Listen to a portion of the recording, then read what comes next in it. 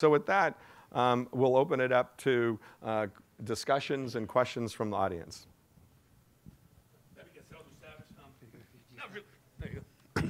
Not really a question here, but just a statement. You say like 5 years ago, people weren't doing outside air economizers.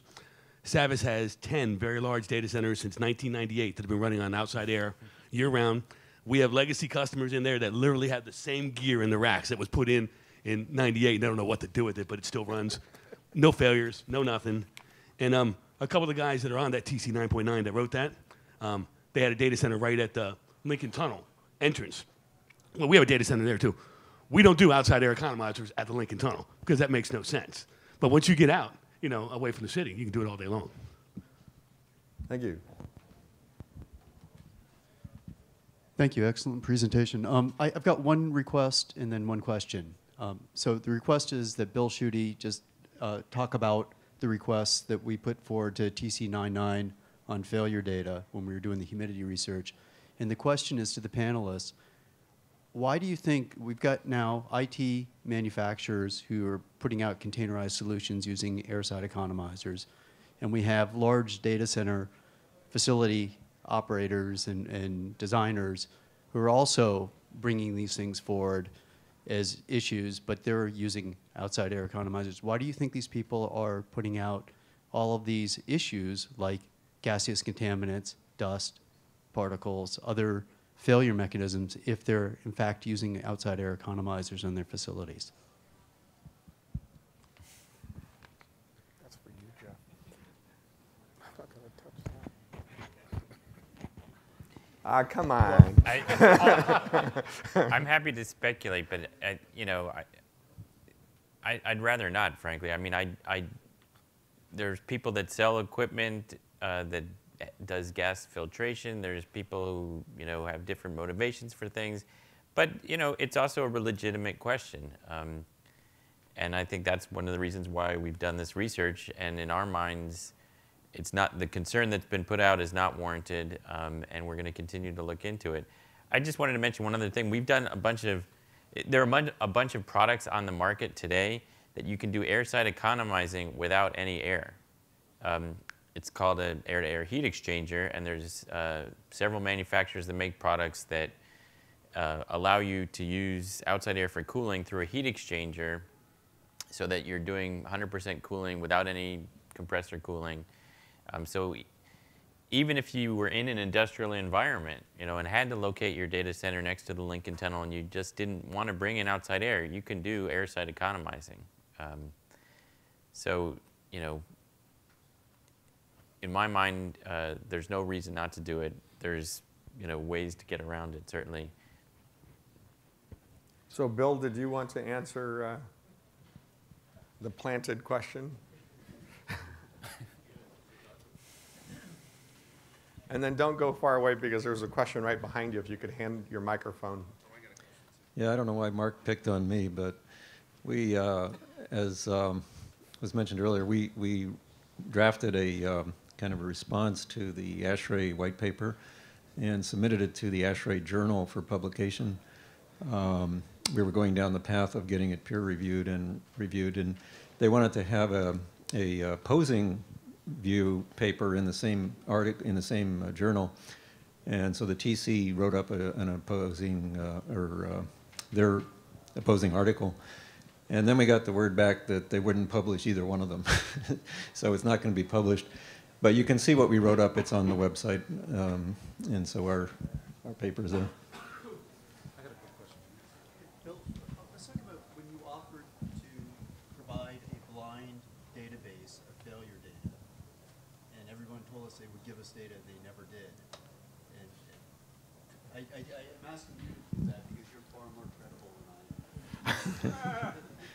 Well, we've been asking for database or for failure data for a long time, and none of the equipment manufacturers are interested in doing that. Their legal departments are far overweighing any of their technical needs, and so there's an absolute fear against showing anything ever failed. So we won't get that data. I'm convinced we'll never get that data from the manufacturers. We might get some data from individual end users if they're finding that they are having a problem, but we haven't gotten any data so far. Bruce, there's a question behind you first, and then you'll be next. Hello. Oh, you were going to do a follow-on answer? Okay. The question is for the Lawrence Berkeley lab. You do particle study, you do gaseous contaminant study. Have you considered salt, like ocean? Stupid thing is I don't want to build my data center near the ocean, use SI economizer, we know that. But how far away can we do it? Have you done a scientific effect on that? Well, actually, it's probably best for Armin. I don't think salt is a gaseous contaminant. I believe it's a particulate, right? Yeah, so that would be a particle concern, NaCl, like table salt. But the size of sea salt is quite a bit bigger than the particles that we looked at. And what that means is it's filtered out much easier. So it really shouldn't be a problem. If we're able to get an indoor-outdoor ratio with the smaller particles, when we put good filtration in an economizer, then we should expect even less NaCl in there because their large particles are easily filtered out, like higher removal rate with the filters. Okay, Bruce, your turn. Oh, I want to question? follow. I live in San Francisco, very close to the ocean. I know that when the air comes in, even the aluminum windows, you see white powder in there. And meaning is when the salt comes in, it does not come in particle forms. I think it dissolves into the air, in the moisture coming in. I don't think you can take it out by filters. I mean, they're small particles, so it might give a look as it being like a gas, but NaCl, it really isn't in a gas form. There are other issues with sea salt having to do with corrosion on louvers, dampers not working properly. So, you have to account for those in your mechanical design. But once you get past the filters, the air quality is the same, or as Armin said, if you use better filtration, the air quality is better than in any other data center out there. But there are mechanical issues having to do with corrosion from sea salt that you would have to deal with. And that was my question. In fact, that was my first and second question. And Bill brought the corrosive salts to the surface many years ago in his first study on particulate. And I wanted to know if you're going to do any further studies or presentations about the particulate and especially corrosive salts, and maybe would ASHRAE be addressing that? Well, I think as Armand pointed out, I think we feel like the particulate issue is pretty much put to bed with filtration. So we're not really planning anything else with that. The ASHRAE group, may want to study it more, but we're currently not planning to do anything with it. And again, when it's in solution, it's more difficult, but probably something that can be solved. So the question was when the salts are in solution, it's a more difficult issue. Anybody else? I mean, Armand, you gave it your best shot. At others want to comment on that? Well, I'll just also add that when I put up that slide with the data dump showing our results, we actually measured chlorine in particle form that was in the data center, and we had very low concentrations inside, and this was in Sunnyvale right off of the bay. Armand took it out of his presentation, but there was one manufacturer that gave us a recommended limit for particulates, and their limit was 150 micrograms per cubic meter, or cubic foot. Is that right? No, cubic meter. Cubic meter. So if you remember the numbers that Armin was showing up there, they were down in the 4. That was or the less. highest. 4 was the highest, compared to 150, the limit that we got from one of the manufacturers. So we're going to go 2 more questions, one here and one over there, and then we're going to call it a lunchtime.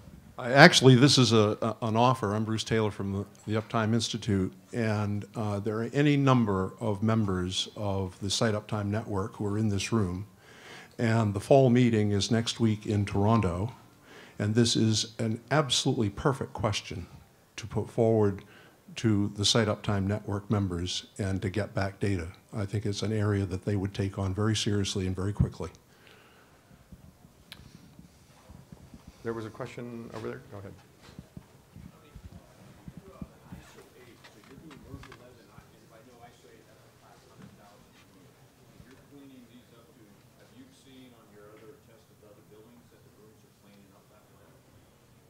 So the question, want to repeat the question, Armand? Yeah, could you repeat that?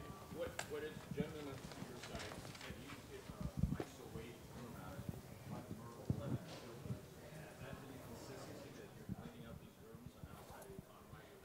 Yeah, the ISO 8. So I think the question is are we meeting the ISO 8 standard with the concentrations that we saw in economizers? I'm just surprised that the rooms are getting cleaned up that well, and you've seen that across the board on using airside economizers. Because I hear about using MERV 11, MERV 14, and if I'm hearing a MERV 11's getting me an ISO 8 class 100,000 in a sense, particle size, why would we move up to the next step? Well, I think the MERV 11, the indoor-outdoor ratio was a little bit higher than what we saw in a standard data center, whereas MERV 14 was a little bit better. So it just depends on how conservative you want to be. Information. Okay, well, thank you very much.